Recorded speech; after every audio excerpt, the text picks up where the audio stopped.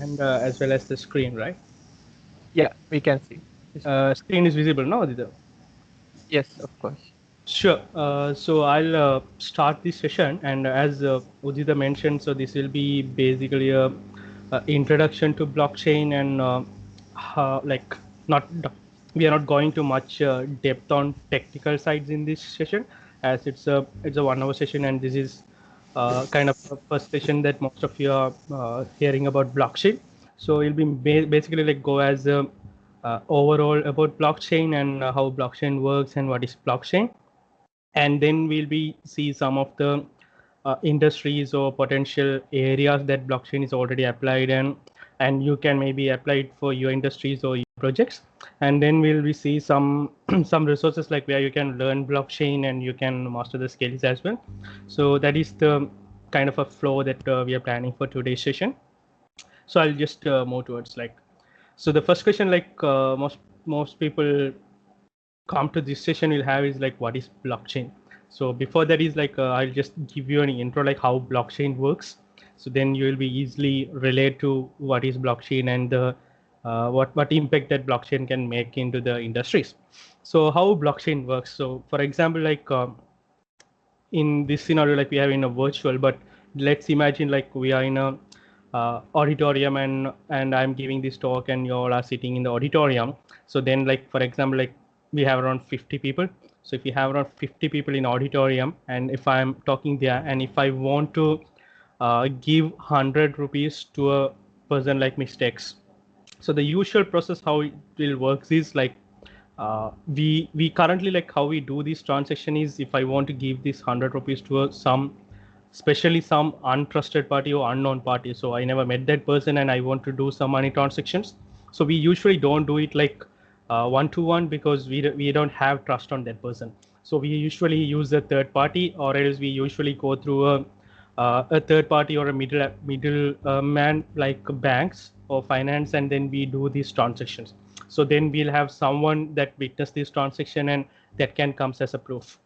So that is one of the ways to do it. So for example, if I'm doing this session in front of 50 people, and I want to transfer these 100 rupees maybe to mistakes, so what I can do it is, maybe I can take another one or two person as a witness, and take all four of us can go to a separate room, and I can make this 100 rupees transaction to mistakes, and those two people will becomes as a witness for that transaction.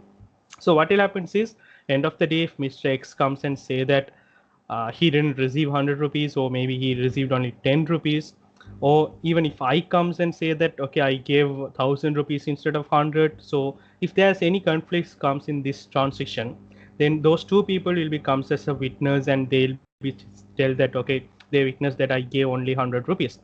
But what happens is, it's very easy to compromise this middleman, because there's only two people there. So either me or mistakes can easily go and talk with them, or maybe bribe them, whatever, and then convince them to believe that whatever the statement that we uh, mentioning as a truth is the thing that happened that day. So then they'll be also turned towards one side, and then the actual transaction will be failed, and it will be kind of overridden by the current thing that they are providing. But the same transaction, if I'm doing it in front of all the 50 people, so for example, if I'm on the stage and I'm calling a one person, and then I'm giving mistakes, and I'm giving this 100 rupees to mistakes in front of all of you, like 50 people, then what happens is, each 50 people will see that transaction through your eyes, and hear that from your ears, and you will be stored in your brains.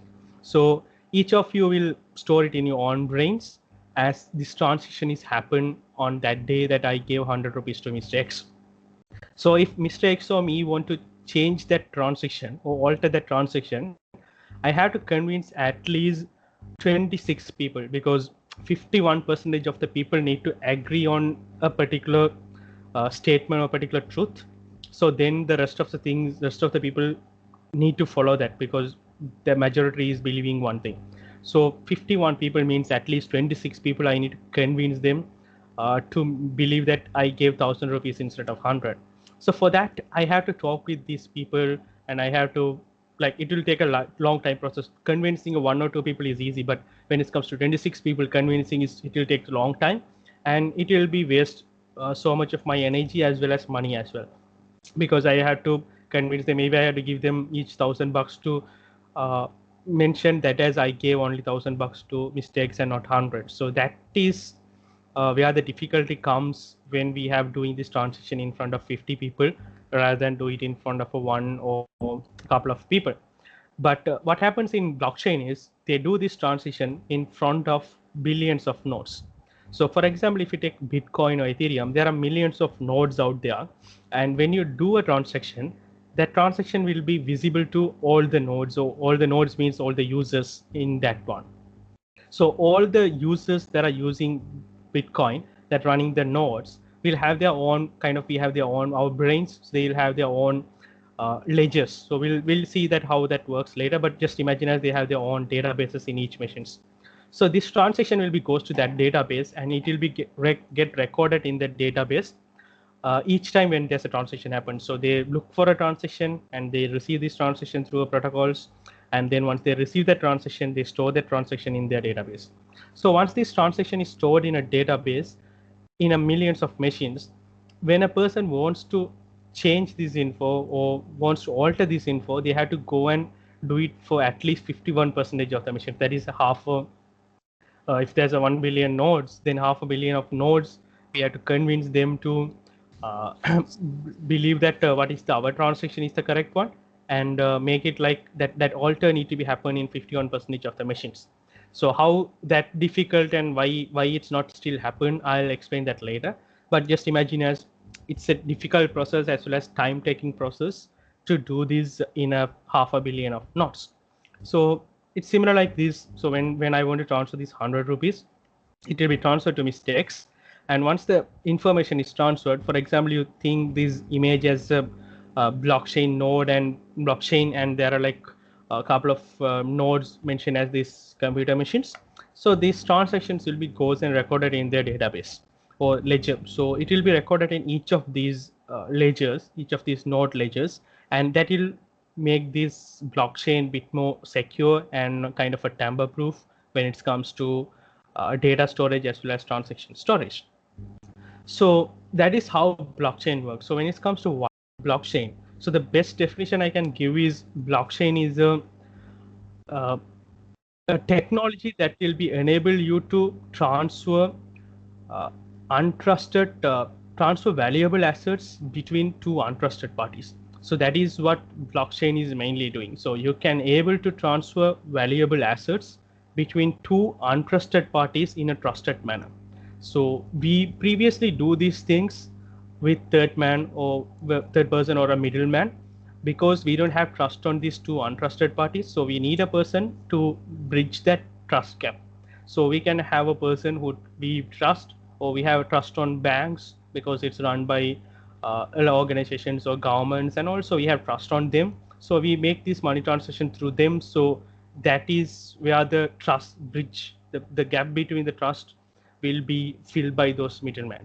So what blockchain is doing is blockchain providing that trust through technology, like piece of a code or piece of a smart contract, whatever. So through this technology, it's bridging that trust gap between two untrusted parties. So we don't need a middleman. We can still do our transactions with an untrusted party in a trusted manner through blockchain. So it's same as like transfer valuable assets to an untrusted party in a trusted way. So it's not only for money transition. So let's see a different aspect as a land transfer or ownership transfer. So currently, when we want to do a land transfer, we usually go to a third party as a advocate or a legal person who can write this contract that we want to like Mark want to transfer the house to Alice, and for this much of amount, and they'll be write this contract, and they'll be take some transaction fee or contract fees as well, and then the ownership will be transferred smoothly, and then this paper record will be recorded in like as a deed in the land registry departments, and it's more like a physical records.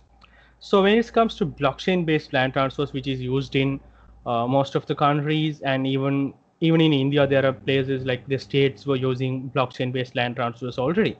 So how this works is like, for example, like just imagine as in Sri Lankan case, like all the Sri Lankan municipal council or wherever the land registry records were stored are connected through blockchain. and every landowner or a house owner record will be converted from a physical record to a digital record. So then everyone knows, like for example, like if we take a one house and we want to know this identity, or we want to trace this house, or when a house owner gives the permission to view his house details, then anyone can verify that who is the current owner and who is the previous owner as well, because it's stored in a blockchain. So what happens is, if Mark own this house in this kind of a platform, this kind of a system in Sri Lanka, and if, like Alice wants to buy this house, so what Alice will do it is, she will be goes through the portal or whatever the government is providing, and search about this house details and verify that it's actually owned by Mark. And then what happens is, as you know, like whatever we see through blockchain, it's not possible to tamper, as I mentioned earlier, and we'll see some of the data later as well. So once she verify that one, she'll be ask Mark to send that contract to sign it. So what happens is, Mark can write the on contract, because they don't need a middle person, because they trust that technology. They don't need to trust the each other, but they trust that technology. So Mark will write his own contract. So this is the house, and whatever he wants to transfer for what is the amount of money, and the house will be automatically the contract will be automatically moved to Alice, and it will be signed by digital signatures through public keys in blockchain. And Alice will go through this contract, and if she agreed on the amounts and all those details, she'll be signed that contract as well. So then once that is signed, what happens is, the transaction will be pushed, and the money will be automatically moved. We can move even through blockchain, and then the house ownership will be moved to Alice, and this transaction will be goes and stored in each of the nodes in Sri Lanka. So specifically, we can take it as uh, the government departments, or maybe whoever public wants to run these nodes, they can run these nodes and they can get these records. So once this record is transferred, what happens is, everyone knows that the current owner of the house is Alice, and everyone knows that the previous owner is Mark as well, because it's happened through blockchain and it's transferred. So Mark can't come and say that he didn't transfer this house, because he put his public say private key as a signature to digitally sign this one, and he made this transaction, and Alice signed this one and made this transaction. So they can't claim that it's not happened, or it's something that it's something that a mistake of record or something, because it's stored in the blockchain based on both of their consents. So when it comes to blockchain, it's not only about storing, but it can provide us the tracking, the transactions tracking in order. So we know that who is the current owner of the house and who is the previous owner. And maybe in a scenario that house or the land is split into two, we can easily trace those two separate parts as well. And we know that that also can be traced as a parent lands and child lands. That possibility is there in blockchain, where you can trace it. So similar, like if you take even a Bitcoin, so you take as a one Bitcoin and you splitted that into 0.5, 0.52 Bitcoins, still you can able to trace those things and find like where it's splitted and all those things. So it's kind of a characteristics of blockchain, the traceability, and you can trace these things and towards the genesis. So that is the starting point of the a chain, or starting point of the first transaction. And the other thing is, we have to know like how blockchain will store in this ledger. So as I mentioned, it's stored in each of the nodes. So for example, if you take it as a centralized ledger, so if these four branches are using centralized ledger, so this is how the old ledgers will work. Like there's a one database, and all the branch will access that particular database. So there's a central point of failure, because there's only one database. And if there's some hack happens in this database, then all these branches will follow that one, because there's no way that they can verify it unless they have another backup and they have to cross check that one each time. So mostly these hacks will be identified end of the year when they do these tallies and all, because it's a central ledger. So then the governments or banks, even large organizations like Facebook and all, like they were moved to a distributed ledger. And mostly nowadays companies also using this, where they have like similar like Facebook has each region and they store this data. So we can have each branches and they store on their ledgers or on their databases. And then if, for example, if someone hack a particular branch database, then that branch only will get affected and all three of the other branches can work because they don't need to be rely on that particular branch. And if someone hacked some information inside this particular branch, then they can easily cross check with other branches and the data will not match if there's a hack happens in a particular branch. And to manipulate some information, the hackers need to hack all these four branches or at least three of the branches. So then it will becomes as the majority will be comes as the correct truth, and then the other branch need to follow that one. So how blockchain works is blockchain is not a centralized ledger or distributed ledger. It comes as a decentralized ledger. So you can imagine as each branch is not storing a data, but each of the account holders in the branch storing a data. So then the weightage of that bank will be kind of reduced, but still the strongness and the efficiency of that data and the security will be performed much well, because when it's stored to each of these user nodes in an anonymity way as well as user privacy way, we can store that information. So how the blockchain is building? So it's same as the name suggests, like chain connects with the blocks. So when it comes to a blockchain, we'll have a blocks.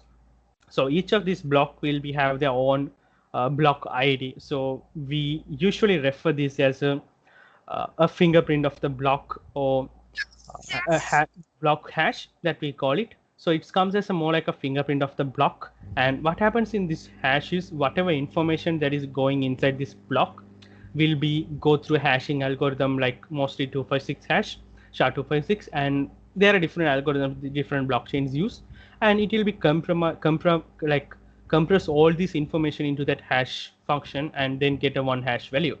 So that is comes as kind of a fingerprint of the block. And then when there's a next block comes, it will be refer the previous block hash as one parameter called previous block. So then they make that link. So this is similar like how linked list works, where we connect these the programmers, if there are any software engineers or programmers, they knows like how linked list works. So we refer the previous information, the reference ID or the reference as this current information, or maybe even in the some account ledgers we mention as the last record as the next one for the new page, and then we continue that. So it's similar like that process. And inside this block we contain all the transactions that we want to put it inside that block, as well as there will be so many other information goes like timestamps for each transactions, and the block details, and what are the, if there's a Ethereum, then the smart contracts and those transactions. And then there will be specific details that will be goes inside this particular block, like this previous hash, there are root hash. So all this information will be hashed and then get this fingerprint of the block. So what happens is, if someone wants to change some information, like for example, if the hash is in the second block is OH starting, someone hacked this information and made to OV. So the best part of the hash algorithm is whatever you put, it will be hashed. But if you put a small space or full stop or small change, the whole hash value will be changed, and it's very difficult to, and it's kind of impossible to compare the hashes to identify what is the difference or what is the changes happens, because it's a one-way function. You can't produce the data by putting a hash, but you can only put in the data and produce the hash. So once this hash is changed, the link will be break, because the current, this last block hash is gone as a one value inside the new block when they're doing this hashing process. So then the block, the link will be breaked, and then what need to be happen is they have to update the next block also based on this current previous hash. So then they have to do this hashing again for the next block to update it. So this will looks easy when we see it as a one block, and this is 100% possible when we are running your own Bitcoin node and you are doing these modifications in your node, so in your ledger. But where the trick is happens is, these blocks will be created each 7 to 15 minutes. It depends on the blockchain. So in Stellar blockchain, it's created each 3 to 5 seconds. In Ethereum, it's created every 7 to 15 minutes. And in Bitcoin, it comes like around 30 to sometimes 45 minutes. So what happens is, there's a next block will be comes within this time period. So for example, if you take Ethereum, there's a next block will comes in 7 to 15 minutes. So within that 7 to 15 minutes, if I make this change in my machine, within the 7 to 15 minutes, I have to identify the next hash for the block that is there because the link is blocked. So I have to update this one in the next block, and I will be make my chain in a legit way because all the links are not broken. And then I have to make this same modification in 51 percentage of the Ethereum nodes. So that is, we don't know where these nodes are, we don't know where the IPs are, we don't know where the which part of the country these are stored, because everyone who is using Ethereum, like even you and me, can run our nodes. So when it comes to that point, it's like 500,000 nodes. At least if you take like 500,000,000 nodes, it's very difficult to identify those nodes and update that one within the next 7 to 15 minutes, because if I fail to do that, there's another block will come, and then I have to do the same process all around again because the link is broken. So that is one of the security layers in blockchain when it comes to why it's very difficult to tamper. And the other one is like it's I'm just going to this one a bit deep, so then you can bit more get a clear idea about why people are talking blockchain is kind of a hype and it's getting boom. So then you know like how secure blockchain is. So as we see in these blocks, how it's created and all, so let's see how these transactions goes inside a block. So when we get these transactions, so for example, let's take like these 4 transactions. Each of these transactions will be go through a hashing function. And once this hash function is done, then they append these two hashes together and create a string, and then create a sentence kind of a form, and then they'll be rehash that one using the same hashing algorithm.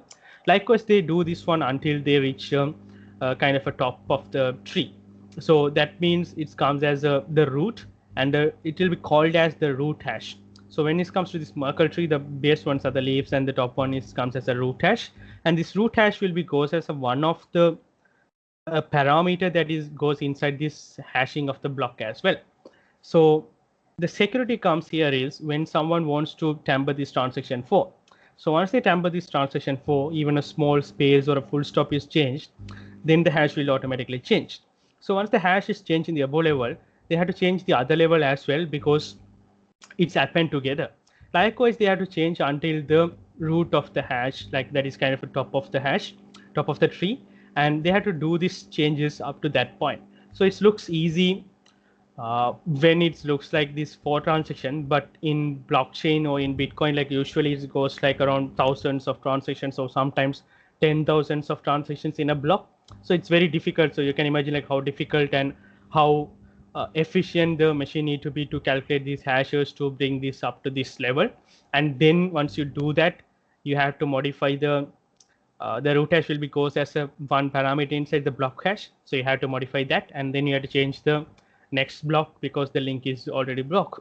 And this is the second layer of how blockchain is secure. And I'm not going to the mining process, and also those are the next layers of blockchain security and how miners improving the security of blockchain, and why it's even more tougher to calculate these hashes and build this hash of the block, because hash of the block will be identified by the miners. So there's a huge kind of a gaming process where multiple anyone, like even you can mine, I can mine, so there's no restrictions. So because it comes as a decentralized system, so everyone try to mine this one, and then it comes as kind of a gaming process, and people will be identify this block hash first, will be get the mining rewards as new coins. So that is how the process works. So let's see like blockchain characteristics. So as we seen, like blockchain is kind of a high trusted application, and it's providing the trust between two untrusted parties, and it provides the ownership as well, yeah, the data ownership, and the house, if it comes, then you can ownership of the house, and you can do smart verifications, and it's eliminating the third party involvement. And even you can have like you in some situations in the applications, like real world application, we can't remove the third party fully, but we can have the third party. But what we can do it is we will make the third party transactions and things are more transparent, so then the power of the third party will be kind of reduced. But because it's every action they make will be transparent to the users, and then the users will have more visibility over what happens there. That is not possible in current scenarios. And transaction speed is high. Some blockchains it do, as I mentioned, 3 to 5 seconds. Some blockchain like Bitcoin it's take like 30 to 45 minutes, but still it's fast in terms of, like for example, if you want to transfer like 1 million USD from USA to Sri Lanka today, and it comes through the banks and then regulation process, and it takes like at least around 3 4 days, maybe sometimes a week or two, in based on the country situations. But if you do it in Bitcoin, like it happens in a 30 seconds, 30 minutes, so that is kind of quite efficiency than the usual process, and it's high secure as we've seen. And the downtime is where it comes as blockchain when it's storing data, or when it's storing applications. So that's where the smart contracts comes. So Bitcoin is not a blockchain that identified these or invented these smart contracts, but Ethereum is the one that is did in 2014. So when Ethereum started, they were seeing that Bitcoin, you can store these transactions and do these transactions in a tamper-proof way. So what will happens if we store the applications and if we run our application logics in blockchain? So that will also comes as a tamper-proof logics and tamper-proof contracts. So that's why they create these smart contracts, where it's contain a set of logics, kind of a business logics or transaction logics, and then they host this in the blockchain. So as the same process, when we put a transaction, it goes to billions of nodes. When we put a contract, it goes to millions of nodes. So it's very difficult to change the logic, or it's very difficult to update it, because it's already launched to millions of nodes. And then the downtime is at least two of the nodes were running in the world, still the application will run, because it's no need to, it's not in a central place or something like that. And the other way you can down it is, the whole world is goes out of internet only, we can down the blockchain, because at least two nodes running, it will be work. And anonymity is, when it comes to the data, anonymity is high, and the user anonymity is high, because you can easily encrypt these data and store it. As well as when you're creating a blockchain accounts in uh, Bitcoins or Ethereum, so whatever, you'll be get a key phrase, like a public and a private key, like a username and a password.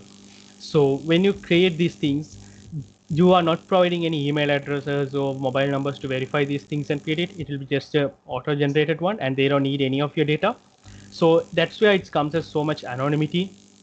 And that is one of the good side as well as one of the bad side, because blockchain is not controlled by any central party. Like if you take Bitcoin or Ethereum, it's like nodes running as kind of open source, and there's no central party is holding or ownership of this one. So even if you forget your private keys or passwords, for example, like you can't, similar like what we do in Facebook or Gmail, you can't go and reset it, because there's no one to verify and reset this one, and there's no record of your private key in anywhere in the blockchain. So it's just generated in your client side and it's given to you. So there's no records what is this private key, only the records are public keys are there. So that's where it comes as full anonymity. And hacking a data bridge is very difficult in blockchain, and unless if you're not following the proper guidelines to create these applications. So let's see some of the existing top blockchains. So there are so much of blockchains out there, like thousands of blockchains out there, and these are some of the popular ones I mentioned here. And there are thousands of blockchains out there. So it's similar like blockchain is a technology, and these are the providers of blockchain. So similar like cloud is a technology, and AWS, Azure, Google Cloud comes as a provider of cloud. So these things will becomes as a provider or enabler of blockchains. So, and each of these blockchains will be differ based on the use case they use, and based on, because each blockchain has a specific reason for its builder. It's not all same as Bitcoins. So they have their own purpose, and they have their own structure to build it. So Bitcoin is built for mainly a money transaction, but Ethereum is built for mainly a application storage and data and the money storage in blockchain, and you can do smart contracts. So Stellar is built for micro payments, and Neo is made it for like kind of a smart economy and smart assets. And Hyperledger Coda are kind of a private blockchains, where it's not a public nodes or public blockchains. So each of these blockchains has their own purposes. And when we are building a blockchain based application, or when integrating a blockchain with our project, most people fail is they always go and integrate with Ethereum, or they go and integrate with Hyperledger, but that is not how it should work, because there are plenty of blockchains out there, and each of the blockchains made it for specific use cases. Some are specific for IoT applications, some are specific for large data, like big data kind of applications. So these blockchains has their own specific characteristics. So we need to identify like what is the industry we are going to integrate blockchain and what blockchain is most fitted for that, and then we can take it. And some of the blockchains we can integrate to multiple industries as well. So there are different types of blockchains. So when it comes types like public blockchain, private blockchain, and consortium. So public blockchains means like Ethereum, Bitcoin. There's no control and it's open and anyone can run these nodes. When it comes to private blockchains like Hyperledger or there are different private blockchains inside Hyperledger as well. Like uh, IBM introduced like Hyperledger as an umbrella project, and you have like different versions of Hyperledger like Indig and Aura and like different versions of Hyperledgers. And what happens inside this is each of these Hyperledger based or private blockchains, you have to run your nodes under specific uses. So for example, if Sri Lankan government is, if you take like land scenario, like if the Sri Lankan government is running a land registry, we don't need to store those informations in publicly to the whole world, right? It's just a government information. So even your business wants to do it like inside your employees only, not for your customers. So inside your employees only. So then you can run your private blockchain inside your office, and then you can host the nodes for all your employees. But what happens is private blockchains are not that secure, because the security of the blockchain is comes as we've seen, like if it is stored in millions of nodes, it's very difficult to tamper. But when it comes to private blockchains, it's stored in a limited amount of nodes, so it's something like a distributed DB, and it's kind of risk to hack it as well, the security wise. But in a way, it's good some applications because we have to maintain that control of the data and control of the decision sometimes. So it will be okay to run private blockchains in some cases. And consortium is, it depends on the organizations, and it's kind of less trust than public, and it's difficult to scale as well. But the best way we can do it is nowadays is the hybrid blockchain. So we run these private blockchains and we connect with the public blockchains where the hashes of this data will be stored in public blockchain. So it will becomes as kind of a connection, and it's very difficult to break that security breach or do that in a private blockchain network when it comes.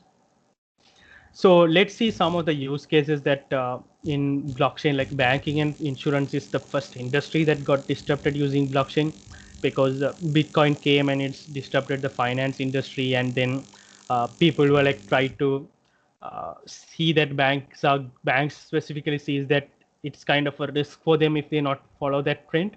So they integrated blockchain, and then most of the banks in other countries are using blockchain for their audit purposes and transaction storage, and even interbranch transaction using cryptocurrencies, and they are allowing those things as well.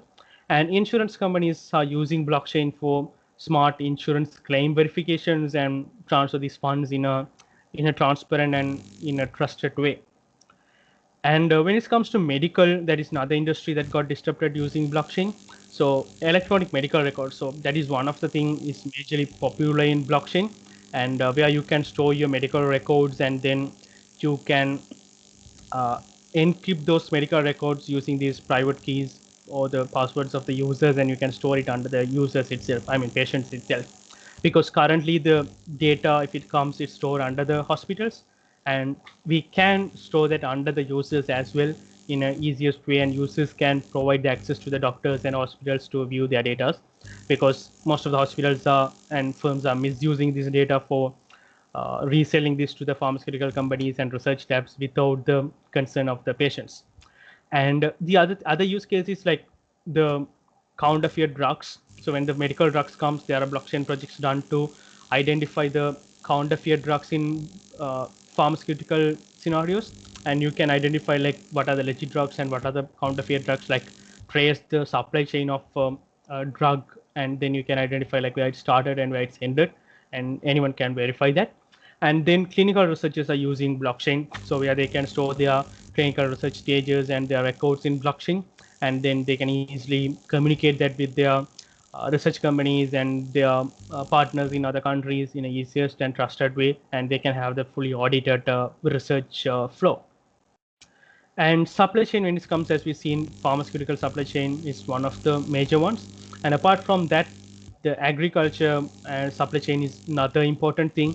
And vegetables and fruits, when it comes to organic vegetables, organic fruits, we can trace these through blockchain. And we have a project in Sri Lanka also called Traceability, where we trace uh, supply chain products like agriculture supply chain products using blockchain from farm to shelf.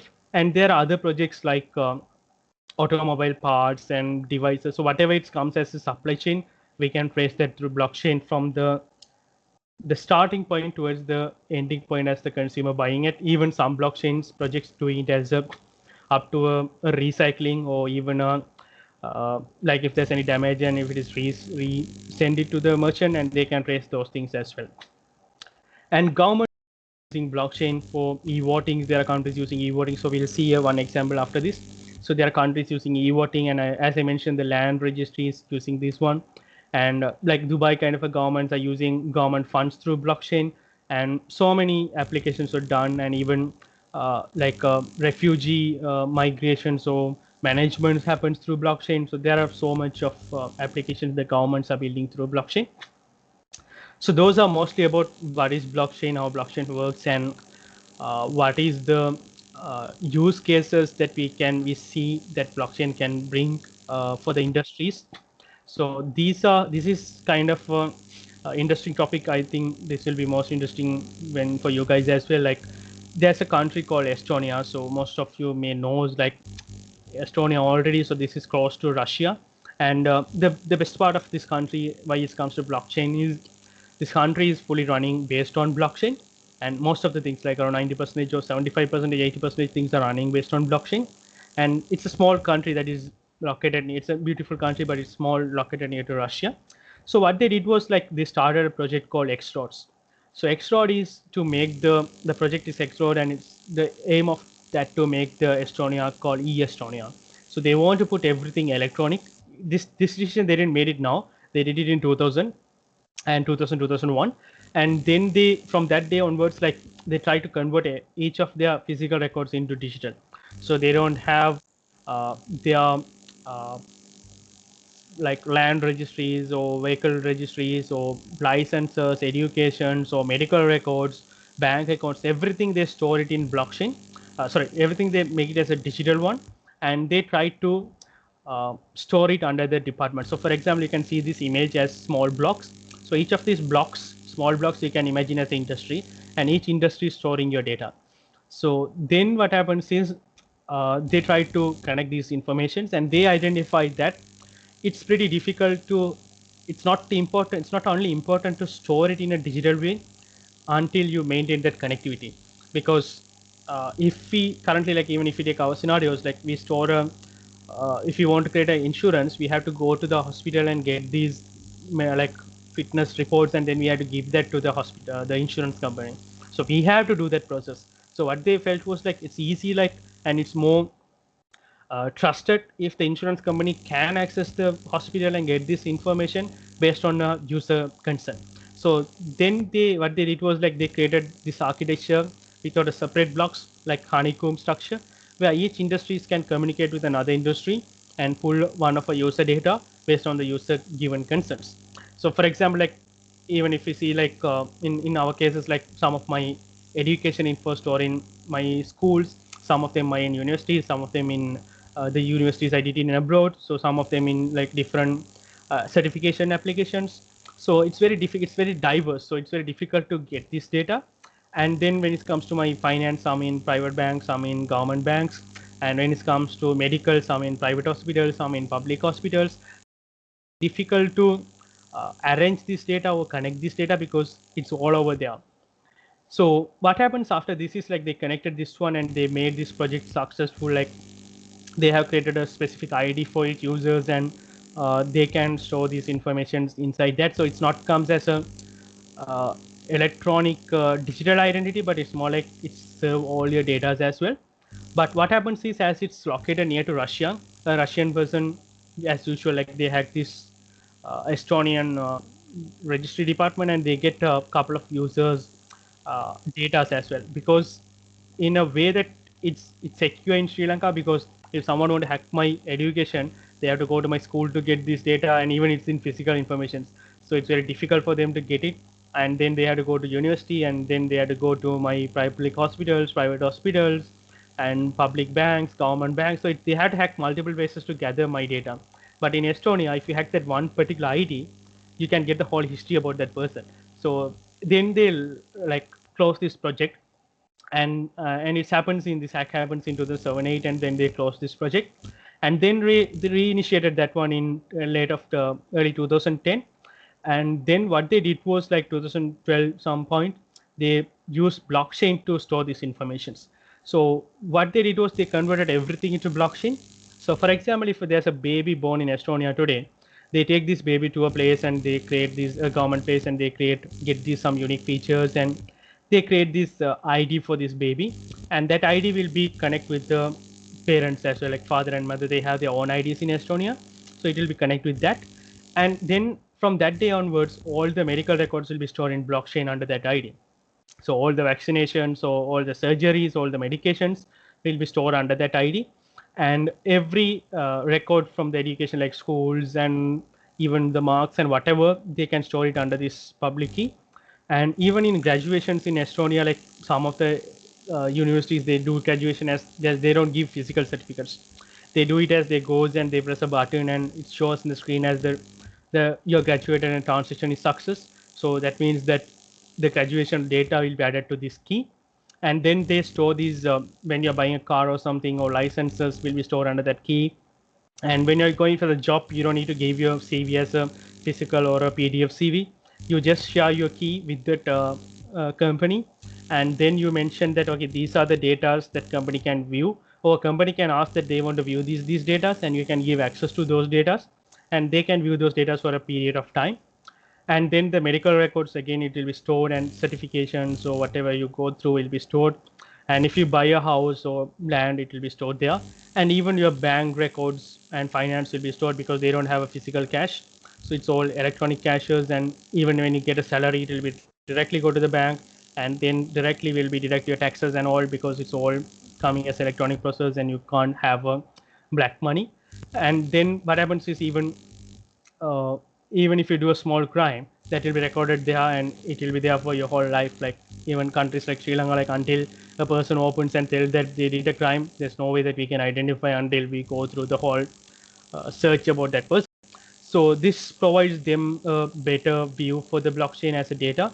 And even they have scenarios like when there's a person like violating a road traffic rules when they're traveling, they don't come and stop you, because they have even less cops in Estonia. So what they do is they have the cameras identify your car number, and then they trace which public key associated with car number, and then they trace which bank account associated with that public key, and you will be get a notification in your phone that this much of amount is deducted because you violate the rules.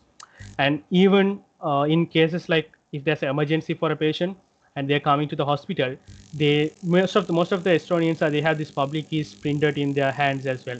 So that is kind of tattoos they have in necks, they have in hands, so people can just scan it. So then they knows, the hospital knows whole history about that patient from the born towards the from the birth towards the current position. What are the medications they go on, what are the surgeries they did, what are the diseases they have, what are the allergies they have. So when a patient comes, before they comes to the hospital in emergency situation in ambulance, the hospitals is prepared for the theater or the emergency room based on the specific needs for that patient. So it's used for those kind of a ways. And even in Estonia, like when there's election happens, it's not like Sri Lanka or other countries where we do the election and we count for the days to release the counting, and we have to go and vote it on a particular place at a particular time. But in Estonia, it's all digital. So you can be in any country and you can still vote for Estonia if you're an Estonian citizen. You just go to the portal, you just put your public key, and it will verify by the blockchain, and then you can go and cast your vote. So they have a particular time period to vote, but you can vote from anywhere. And once, like for example, if the election is like around 12 to 4 p.m., and once it's 4 p.m. for one, you know the election results, because you don't need to count it. It's all stored in a digital way, and it's stored through blockchain, and they can easily able to count these things as well. So Denmark, like Japan and some of the US regions were tried blockchain-based votings, and some of the, not in major election votings, but it happens in some state votings and district, what kind of scenarios, and then India, Switzerland, China have the blockchain-based identities, and India, some states in India and Brazil, Russia have land registries, and USA and Dubai were storing blockchain data in the medical data in blockchain, and Dubai also kind of 2023 their plan was to follow similar like Estonia to become like Estonia in the through blockchain and use everything structured through blockchain the whole process, and even Dubai like they have the government funds stored in blockchain, so that is not possible in Sri Lanka. So how they do it is all these ministries will be all these ministers and the ministries will have a blockchain account which is anonymity, but they make it as visible to the people. So they mention, okay, this public key belongs to finance minister, this public key belongs to health minister. So likewise they open it. So what happens is they allocate the funds to these keys. So then the ministers need to fund from these blockchain monies towards the any developments they want to do. For example, if there's a road development, the contract person need to create an account in that blockchain portal, and they get these funds, and they have different ways to convert that to fiat currency. But we have to request that funds and get it from blockchain. So what happens is it's very transparent for all the citizens in Dubai, because the government no need to do the audit, but every citizen can do audit about each ministry, and they knows how much fund it's allocated and where they spend it and what's the progress on that, who got these funds, and they can see all this information, and each citizen can do this audit. And end of the period, they have to give back that currency or that money back to the government or back to the board, because everyone knows that how much money spent, how much money left. So it's more transparent way, and they have even taxes also like stored in that way, and so those are the main things that they're trying to do it, and apart from that, there are so many other applications like travel, real estate. So these are the applications you can check it on blockchain or you can check it on internet as well. And there are 50 plus like blockchain real world use cases, and these are the most of the most used